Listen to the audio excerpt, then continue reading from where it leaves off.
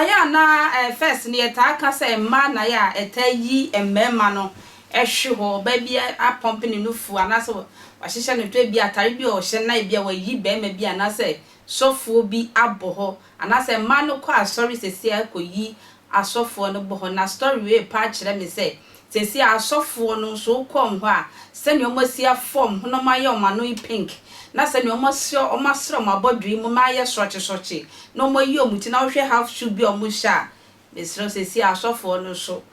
to eye mayo ne sintibia ewo aso dem ho eye sofo his friend sofo Antwi a owo Kumasi a wakodi sebe atopa bia atopa no edi animgu ase kase pa aba asesi a wonenam eye Ante Naa aso eye abawe yi kire se woni sofo yi ahihye wo sa ache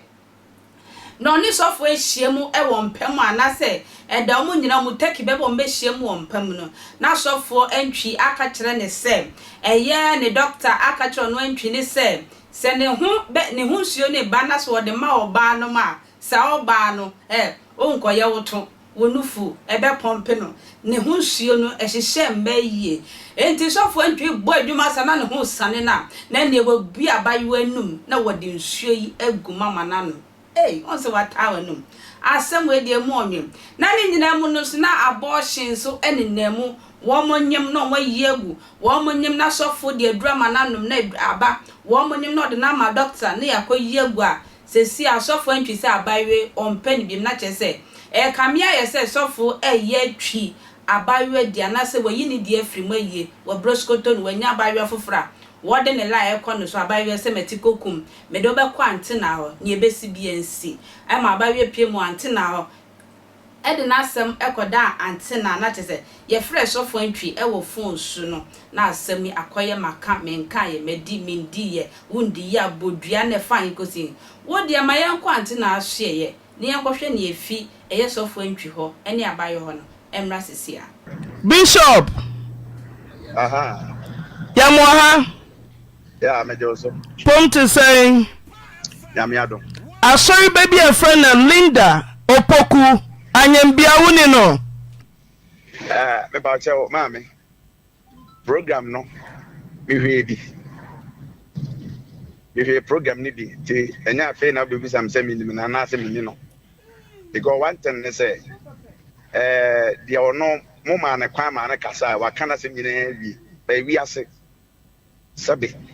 ebi ana enam bibi so ena mo bi hunu se di obitie ma me se wutie kasa ni etio eti the oppressor of church me on church me but no kure wo mu beda adi amana ye me nwane me ho fe mu di na obi mu da so dem woni adade nyina no sabe me tedi nyina me te be kem enye dwane na wudi aso ho be ba che uti na de me free aso da ho no e ka me ba ho na commander so no akasa ache yiye enkra wo de bre me akura me ka che no se kosofo so na nkwa so ba tie ma me nka asem nkire wo tie ni yi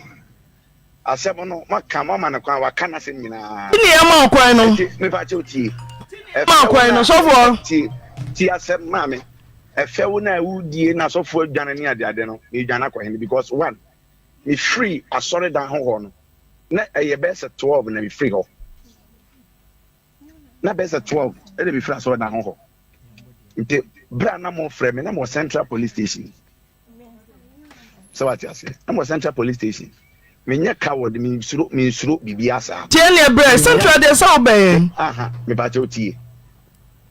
nya me na me educate o ye wadwuma ba tie wa frame ti ma me nkasa sofo be de bre na ye adwuma o na bre ye di kai frɛ no ya frɛ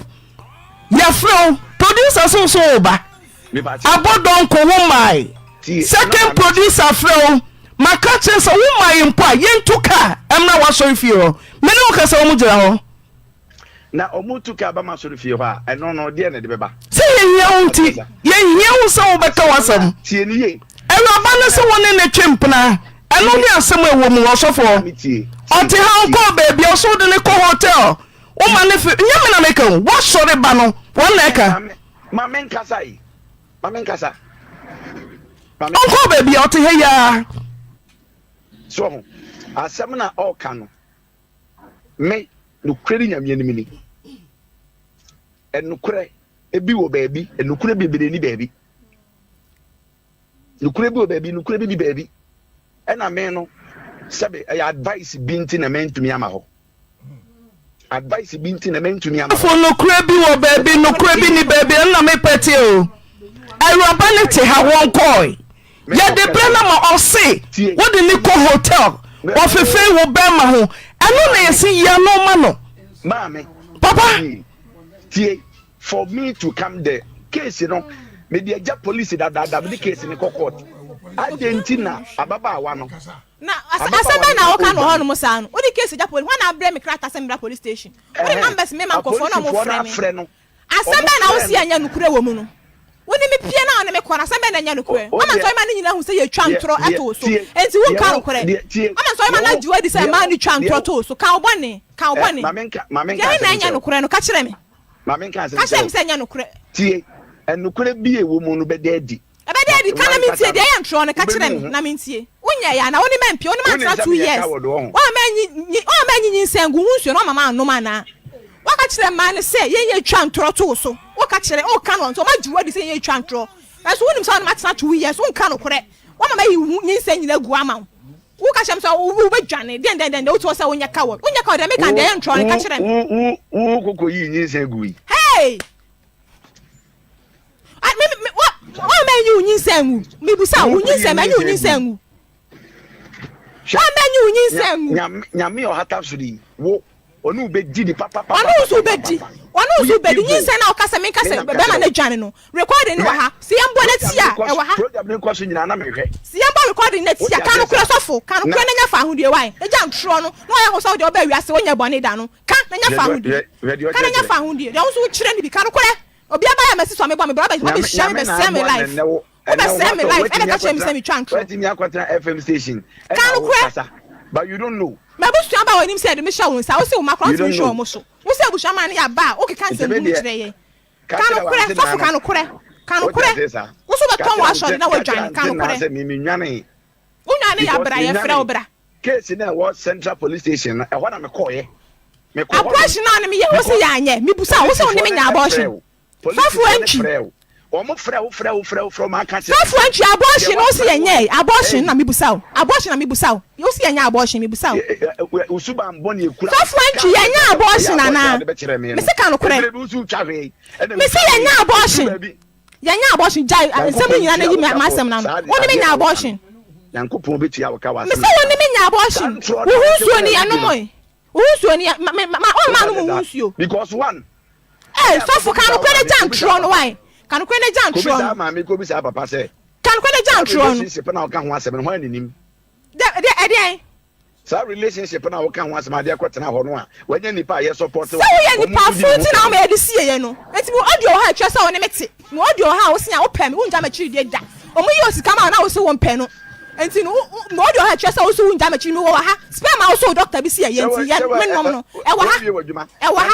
ni nyina wa ha so for kan kure mo audio ni wa ha yam boy we boni nyina ni ahwesa saman na kasa ye be audio ni wa ha enti ya ba hwe do kan masa jo fun so eduwa no bia jo fun so edi no kura ben e ma be na sagu ho so na unom de da na wo na mo wa sa abofo ba no ni nyina wo ho kan kura o ma so ma na juwa di say in pabonefo me te ho no kura nyame anim ni obi anani abo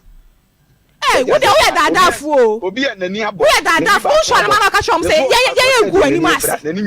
gu ani mase ye gu ani mase de ntro to so nim sa wo bua so penny e ma ya no de da nsem na wo kwatra why kan hotel DJ wo ni me ko ho say wo ni me ko ho do say hotel ni acho hotel di don ko ho do say oni mema ben 9 na no matena eh 100 me mema 9 and I also can me mema 9 we sofo penny ye ba ma bo ani ma wo so wo pe ma na ju o munti ye ba ma ba wo so emwa wo so ai we spiritual man so be ha me no kura na nipa kan me go ani ma se ndishi we kokoti na we go be blackmail me hey sofo kan kura o ba be blackmail so hey na nim te na body say gu na funu so papa o blackmail o hen fa we ma da what di me am ye go blackmail me about to say me jim say ma ko gum ho ni ma say be ma ne me ndam so ni ma da about to say me ma ko jira bot so obi anhwe me say be ma ne me ndam so ni ma da ma jim wo ana ye blackmail ana me nya be bia wa sorry dem go say ye wo na oni me na ya na me bisa so fo antwi sesi aga na asofo nso mu duobo aya na ye bomu din sebe mo so mu kan wo hwe ma asofo antwi wo hwie kasa na sofo antwi e wo yire na nso aya na adwaman no princess asofo nim bi misramo enye o mu nyina adwaman no di asofo nim bi enya e wo asodemo mayo no o mu hu amane pa e wo eye asofo nim bi ensan mehwe sa asofo no mompe adwensa kyeransem bi na mokọ asodem a momfama sense na mode mo office wo no hotel ene mo ka mu aye ne e wo se ye de ye no entwia na mbeso no makra